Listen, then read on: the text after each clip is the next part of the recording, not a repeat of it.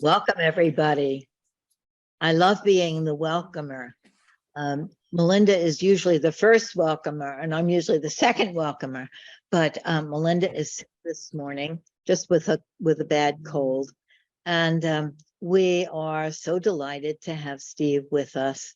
And Steve, you don't take too much introduction because I think everybody knows you, and I feel so privileged to have Steve as my collaborator and friend, and learn so much from you, Steve. For those of you who may be new and don't know Steve, he is a long time focusing oriented therapist and teacher, and is focusing with spirituality, values, a Jewish tradition of Musar, and brings a kind of special sensibility to our discussions. If you don't know Steve's work, you can find several dialogues between Steve and me on the Focusing Oriented Therapies channel. And if you haven't subscribed to that, please subscribe, and you can find more on my channel. So I think without any further comments, we'll start with you, Steve. Thank you, Lynn. It's, our conversations are kind of like, in some sort of way, an embodiment of interaction first. And because I'm always surprised by what emerges from our conversations, and the wisdom and the challenges that emerge from that. So I'm very grateful. I should say, Steve, that you put a lot of thought into the title, and then I didn't even announce the title. So maybe you might want to start with that. Sure. Okay. So yes, the title. Oh, and by the way, if my computer is an iPad, and I may miss somebody putting up their hand. So if somebody who has a wider screen sees that somebody has got their hand up, or if you can just kind of let me know, and we can give some space for them.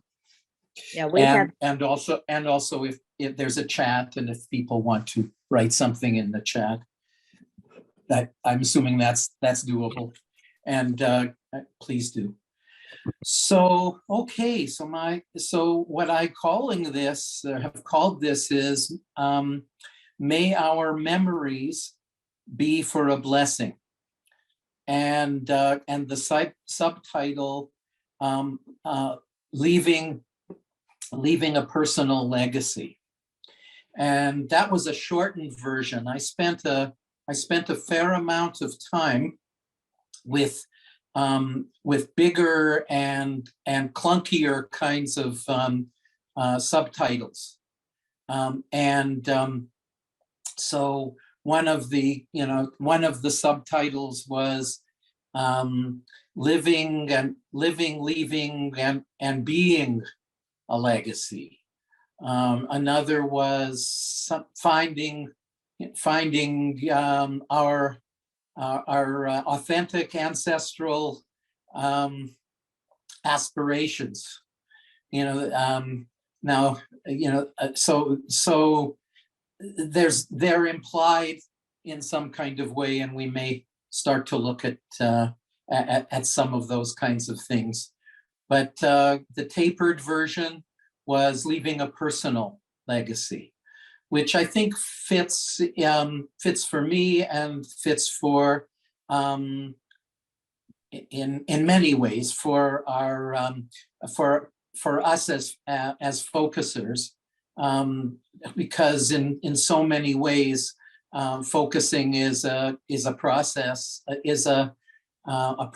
of developing our personhood, or our authentic personhood. So I wanted to keep it in that kind of way.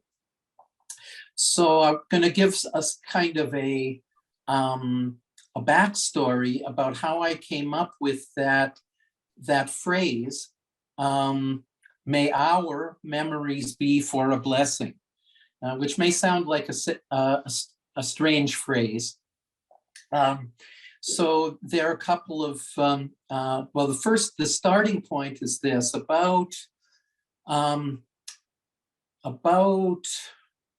I'd say about 3 months ago, in actually, oddly enough, on September 11th, there was a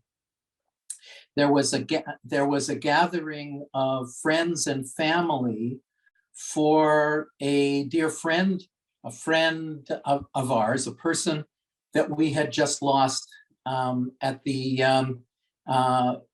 what I would call the tender age of 70. And we gathered together at a park that she had been working at. She was an educator, and she had been working collaboratively with people from the indigenous community, on where she brought together her love of gardening and her social orientation to kind of develop a healing garden, a healing space. So that was really an important work and an important legacy that she left behind. So we had this gathering, and there were probably about 35 of us kind of around, and we were including her daughter and her grandkids and her partner, who's also a dear friend of mine. And so we were all there, and it was kind of like that passing a stick kind of thing, and people could speak and share something about this person. And sort of early on, somebody started, and then this word, and as part of his speaking, he used the word. He was talking about our memories of her. And so, and then that word grabbed me, and I started to talk about. There's a phrase when somebody, the phrase in the Jewish tradition that when somebody dies, that you say to the person who's lost them, or to others, and may their memory be for a blessing. And so what's that word for in there? So I started to speak about that, so I talked about, okay, so here we are, and we're honoring our friend, and friend, mother, daughter, actually, grandmother, colleague, and we're honoring her, and we're going to talk about our memories in some kind of way. And so there's been a shortened version of, because it's such an awkward phrase, may their memory be for a blessing. Well, what's this for thing here? So it's been shortened into may their memory be a blessing. And so I started to speak about the for. And the for part is something like, now, the memory for a blessing, or memory as a blessing, can be something that's really important. There's a preciousness to, and a preciousness and a bodily felt or actual visual or auditory kind of memory that is there, that that we would have for someone who has passed. And those precious memories can support us and anchor us in and comfort us, and in a time of loss, and in a time of going about our lives without that person around on this plane. And so there's that, the memory being a blessing. The for part gives for me, it gives a kind of a forward kind of motion to it, a carrying forward kind of thing. So it was kind of like, as we're talking, and it influenced in some kind of way the conversation. So as we have this kind of a precious or funny kind of memory that we're speaking, what is it that is embedded in that memory about that person and how she was living, and about, and perhaps, although in that gathering it may have been too personal to say, why does that particular memory and the virtue or the value that's embedded within that, why does, what's the something that it brings for me? That's was a little too personal for the gathering, but it would, implicitly bring that.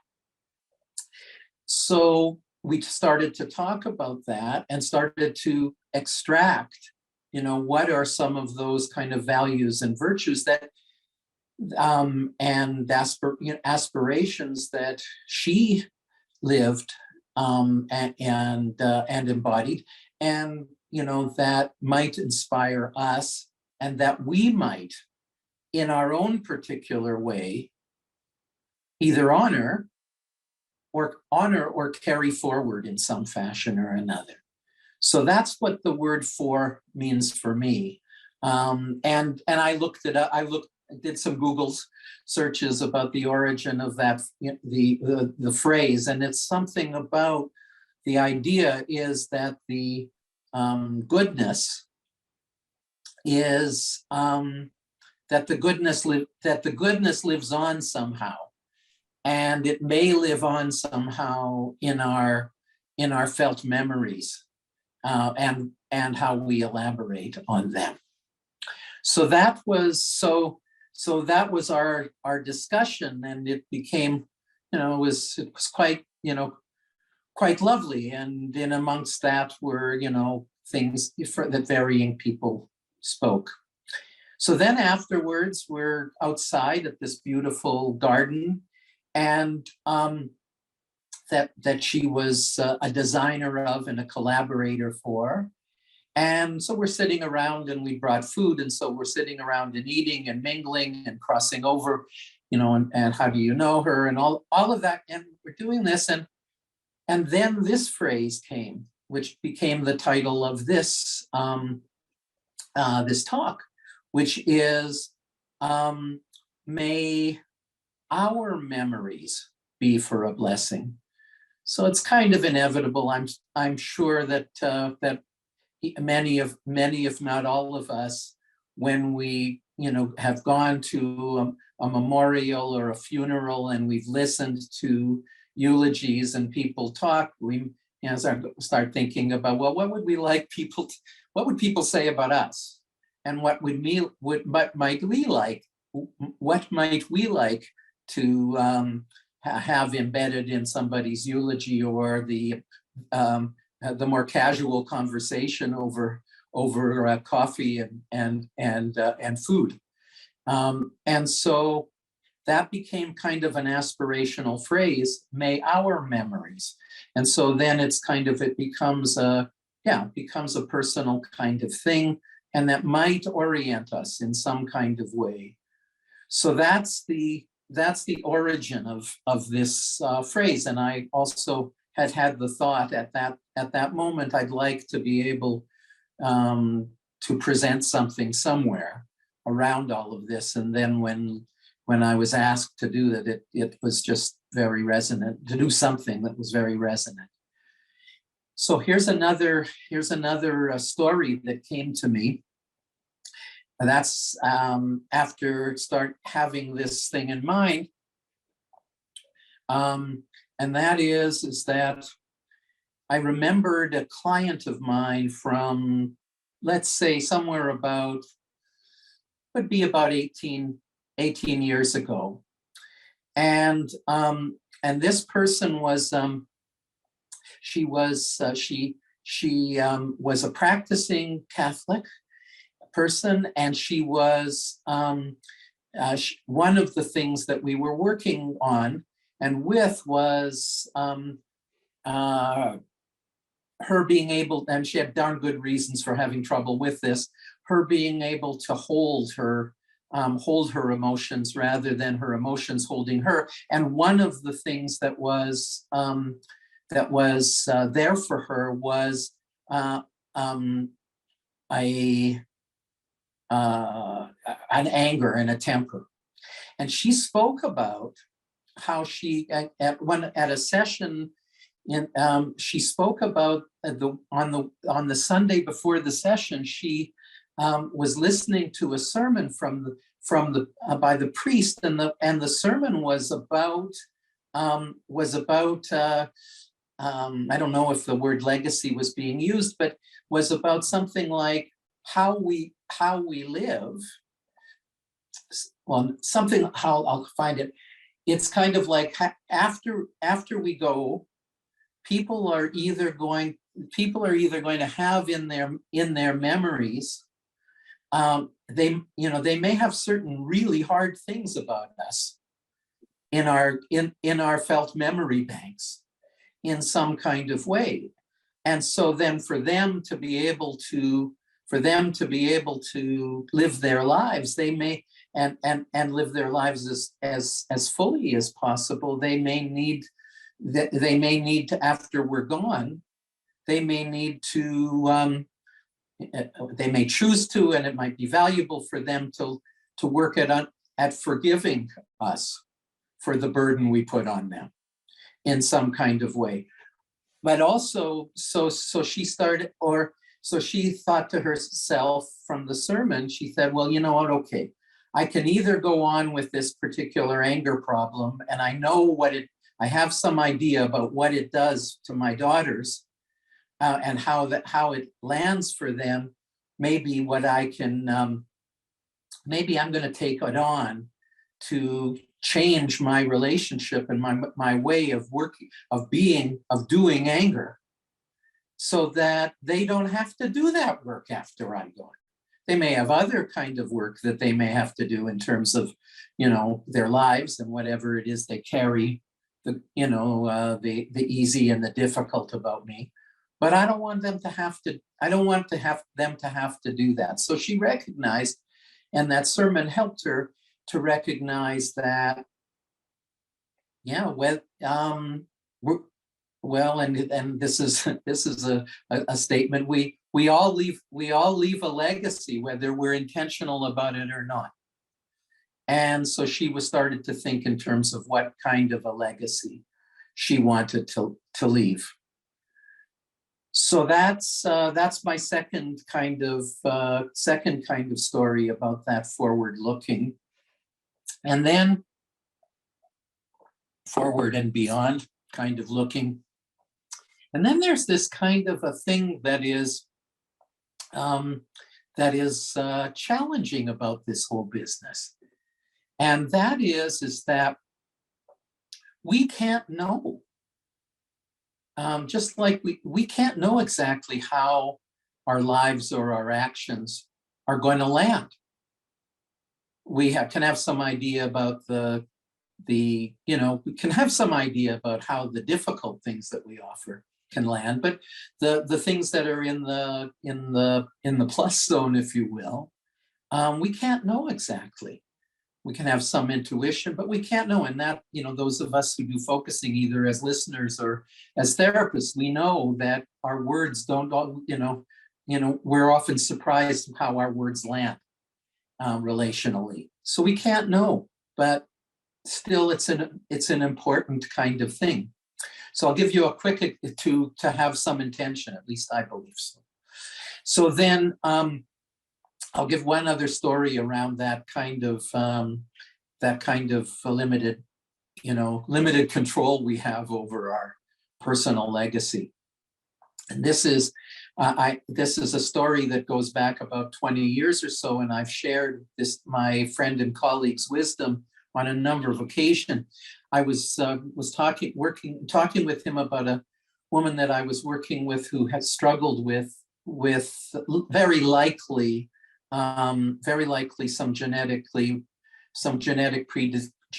predisposed kind of depression. And so he gave me this question.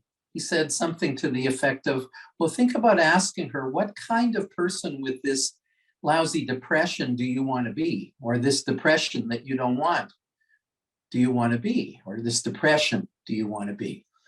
And I asked, and so then that started to stimulate for the person some beginning sense of who she wanted to be. She couldn't really negotiate about having a depression, but she could have some choice about what kind of person she wanted to be with that. And of course, my hope is that would help her have less of it. If not, maybe it would be all gone in varying kinds of ways.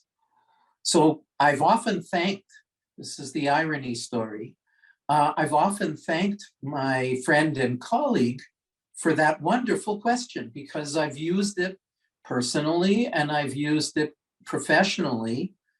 And it's been really quite useful for people to be thinking about that, who they want to become or who they want to be, and find some sort of resonant answer. He doesn't remember saying it to me. So how many times have we had those kind of, he doesn't remember. I keep thanking him, but he doesn't remember. And how many times have we had those kind of situations where some sort of moment comes and there's that something that's said or spoken carries something forward, excuse me, and it's and they don't remember saying it, but we do, and it carried something forward that needed to be carried forward. So we're not in control of that. So I just want to, I want to just stop with that at that particular moment. Actually, I'll go one little more thing with my friends and colleagues' statement about what kind of.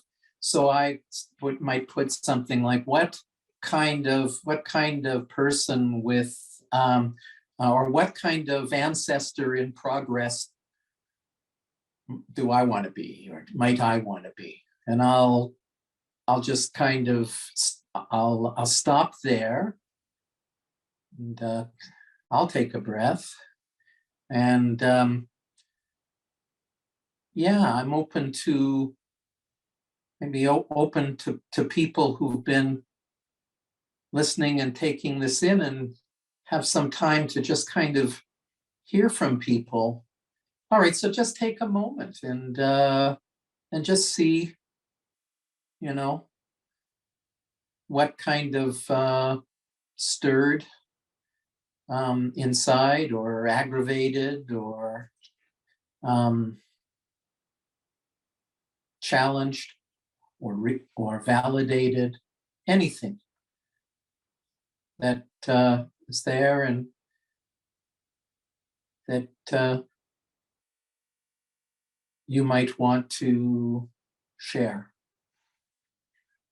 Maybe I'll start, because this subject is sort of very much on my mind. And thank you so much, Steve. And I love the way that you make your points with little stories that bring us into it. It was my birthday this week. And as part of my birthday, I wanted to watch something inspiring.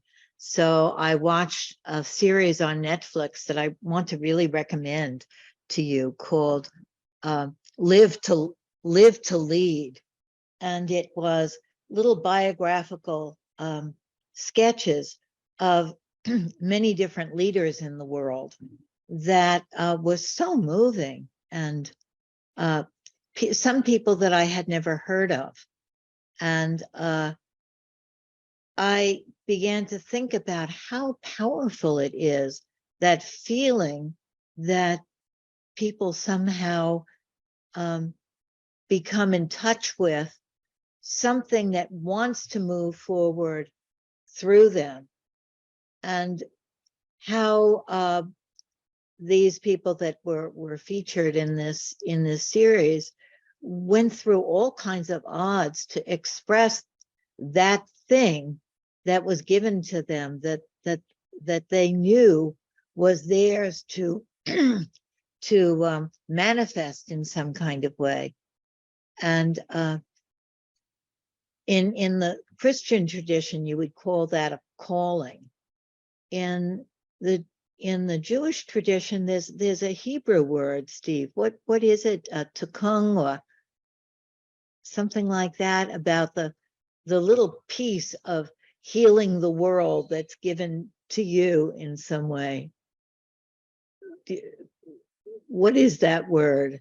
It's called tikkun, which means repair, and olam, the world, and also we could also put in tikkun halev, which is healing one's heart, and they're not disconnected.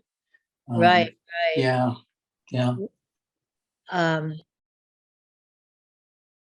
There, the Prime Minister of New Zealand talked about the juxtaposition of opportunity and a feeling of responsibility that she was that moved her to take the leadership that she did. But at any rate, I think all of us have that in us, something that wants to be expressed through us. And part of this idea of what we want to leave or something is also present about what wants to be expressed through us. And it is a focusing challenge to see what that is that wants to come through us.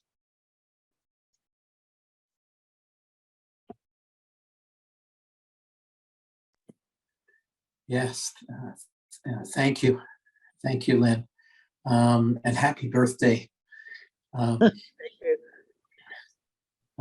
Yeah. And in the story about Moses and the burning bush, and as he was being called to liberate his people from slavery, the story goes is that he basically went, me? And so the calling is receiving the calling can come up against self-doubt as well. So, and those kind of challenges along the way, and it sort of fits with Joseph Campbell's kind of idea about the hero's journey. Receiving the call and ignoring it in some way or another. Like to hear from anybody else. Any something you'd like to share? I'd like to share, Steve, Nati. This is Nati. So, can you hear me? Yes. Okay. Hello. So thank you, Steve, for first of all, happy birthday, Lynn. Hope you had a wonderful day. And thank you, Steve, for this. It was so precious. As I was listening to you, I was letting myself feel inside of all of that, and I wrote some things because there were so many pearls there. And one of the first things, you used the word inspire, and how we are inspired by others because of this interaffectedness, and this brought this sense of, oh yes, we so affect each other in so many ways that we are not even conscious of. You use the phrase, we can't know. And when you said we can't know, something in here in my chest went like touched a very sensitive spot, because of what happens so many times when we just say something and we don't know how it's going to be carried forward and the ripples it's going to have. So what comes to me is the wonder of, as you started, interaction first, and the fact that we can be more and more aware and more conscious of that fact, that of how we interaffect each other is so important, so important. And then you mentioned, Lynn, you said something of people got in touch with something that wants to move forward through them when they were listening to these leaders, and I was thinking, yes, because it's like when somebody inspires us in that way, it opens up something that maybe was constricted in a way and is allowed to move forward in a different way. And that is what happens in therapy many times, and what happens in our own interaction. So, well, all of this is so rich. Thank you, Natty. Thank you. Yeah.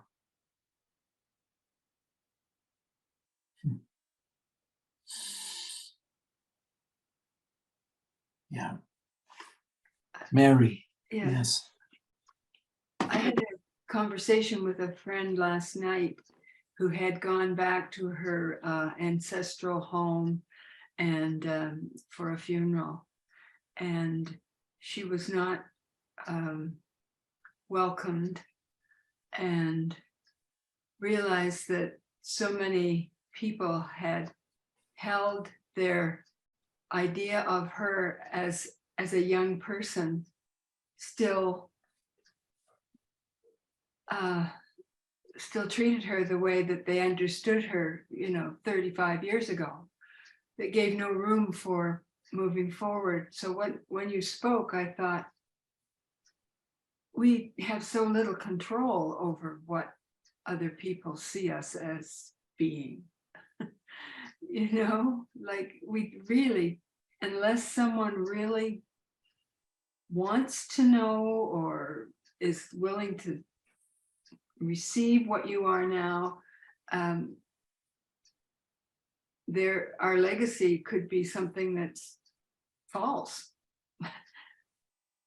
And we have no control over it. So we can only be the person.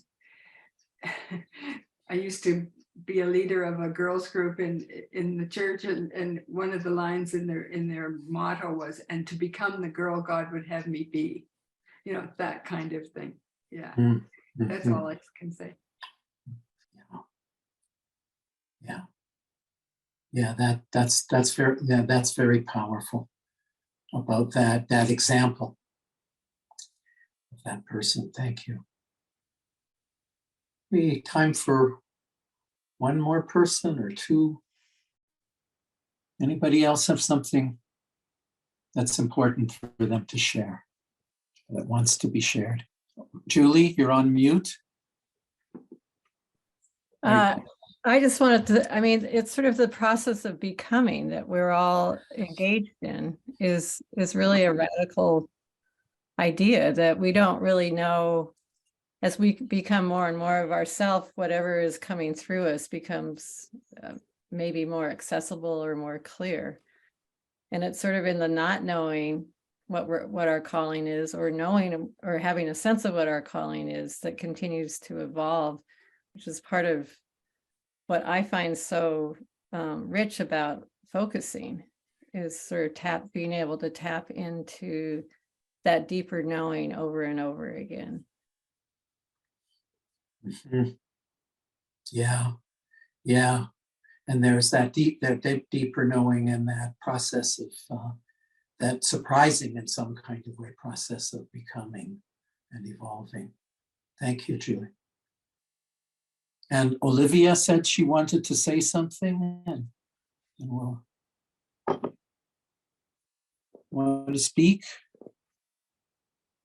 Olivia, wherever. Hi, Olivia. Yeah, could we pause the recording? I don't want this part to be recorded. Can we do that? And kind of picking up on, I'm going to guide you in an attunement before going into breakout rooms, or just kind of picking up on what some of the things that were said. And the last thing that Olivia was speaking about, you were speaking about in a certain sense, a non-connected memory in some kind of way, of your grandmother and Mary's, and Mary's story. I start thinking about different kinds of avenues, which we can't explore all today, but one of them we can. But with different kinds of avenues towards finding that something, that call from within of what to bring forward. And one of them is memories of memories that we wish we didn't have, and seeing about turning those particular memories that we carry into and relating to them and focusing. It can be so wonderful in doing that. Finding something that is life forwarding in some kind of way, even sort of hidden in the gap or the void or the ouch in some kind of way. So that's another kind of avenue question. And I have sort of three, and I'm sure there are many more. So I'll tell you these three and then guide you in one of them. So one would be to be looking at and exploring this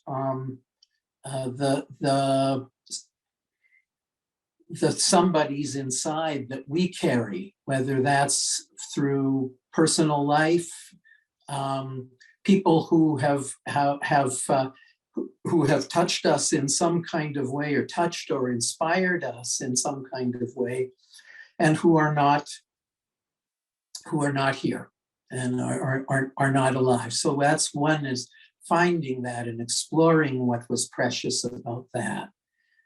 And I'll be guiding you in relationship to that. And then there's another question would be something like, how do I want to be remembered? What would I like to, what would I like to have carried forward about how I lived, or what mattered after I'm gone, or what would I like people to remember me for, or something like that, or how would I like my life to have touched the world in some way. So that's that forward one. And so and then the third one is something like, can I turn, and that second one, I'll go back. That second one would be, how would I like for my memory to be a blessing for somebody, like my client said. And then the third one is kind of looking at, the memories I carry that may be painful ones, and can I work with those particular memories in order to be able to find some hidden gifts within what could be a traumatic package. But that's another one. So we're not going to explore all of those, but I just wanted to give you those three avenues that I've thought about. So if you could just kind of take a breath. If you could just take a breath, and what I'm going to do is just kind of give you a few more moments. And you just kind of, if it works best for you to, turn off your camera or to close your eyes, whatever's right for you. And begin to get grounded in a way that works for you. So it might be to put your feet on the ground, or notice where your feet are.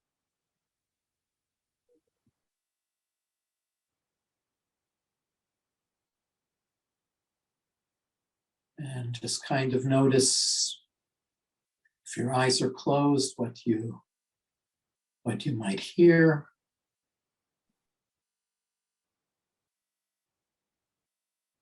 Above and beyond my voice.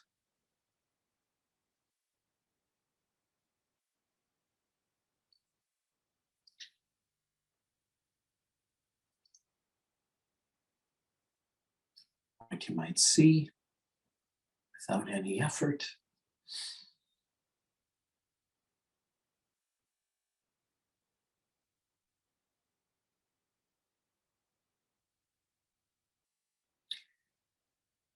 And just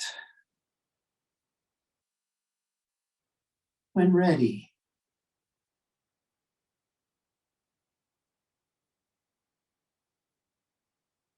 ask yourself,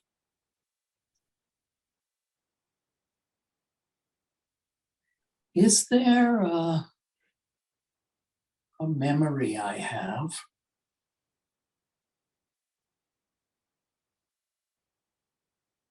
or memories of someone or someone? There could be many, but you could notice which one may draw you closer right now.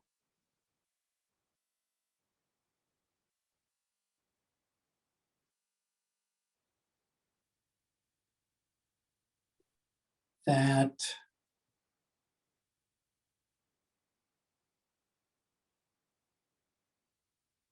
blesses me with comfort,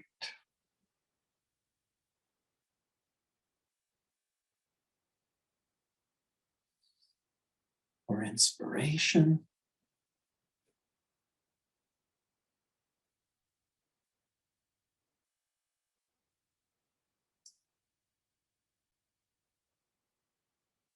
Gratitude.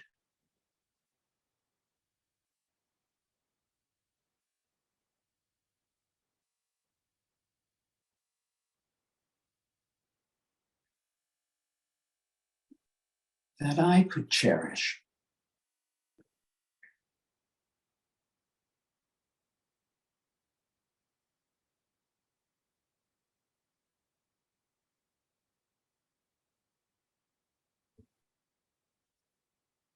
Or maybe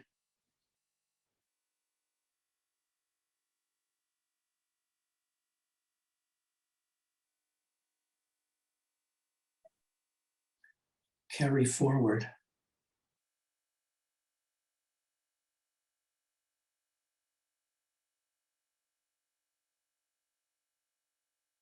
Something that has made that person important to me.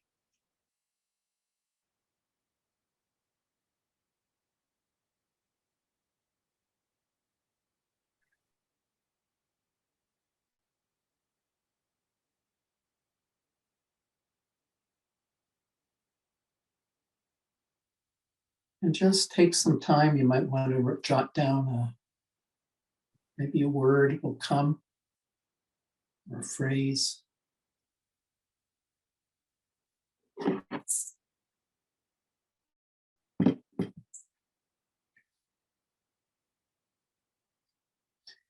Image or a memory, and then take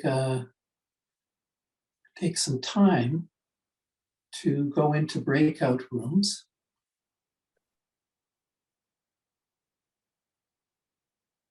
And you'll have 25 minutes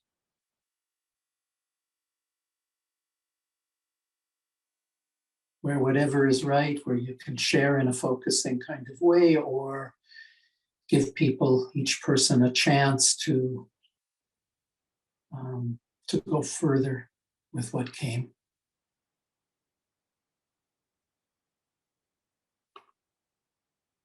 And to be heard.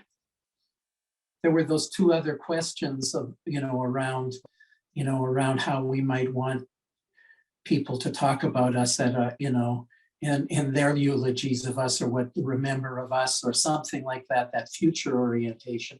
And then the one around what June talked about in a previous Help for Helpers, around in some way or another finding the gold in sort of hidden in the misery, or that kind of thing. So there's ways that we might be able to, if people are more interested in being together around looking at those avenues, somehow we could do something. But Oh, just want to throw that out to people. It's a wonderful idea, Steve. I'm so glad that you're doing that. It's Me great. too. And I'm learning so much, and it's given me a few extra doorways to, for myself around, around people I carry inside and that kind of thing. So I'm grateful. Thank you. So maybe I will end with Lynn's poem, and then we'll say, wish her happy birthday. And the poem was written in 2011. It's called New Year Blessing. Here we go. May our vision be wide enough to venture out into the wild, irrational domains of compassion and trust. May our eyes have the courage to seek both unbearable heartbreak and unbelievable beauty. May our ears hear the cries of the urgent and also the soft, secret, silent longings of our own unlived dreams. May our arms raise up in gratitude for the belonging that is always already ours. May our minds be willing to venture into the realms of the unfathomable. May our intentions gather us firmly together into the ever-moving flow of life, tending carefully the fragile new possibilities. May we take our place among those who are watching for the star that signals a more compelling story. May our conversation be open enough to take us step by step into glimmers of that story as it is living in us. Thank you, Lynn. And may it be. Wow. Happy birthday. So Happy maybe birthday. Happy birthday. Happy Happy birthday. birthday, Lynn. Happy birthday. I want to say it felt like a very different poem with Steve reading it, that Wow. is an interaction with Steve reading it. Thank you. May we have What a a copy? gift. Beautiful. May we have Beautiful. a copy? Beautiful.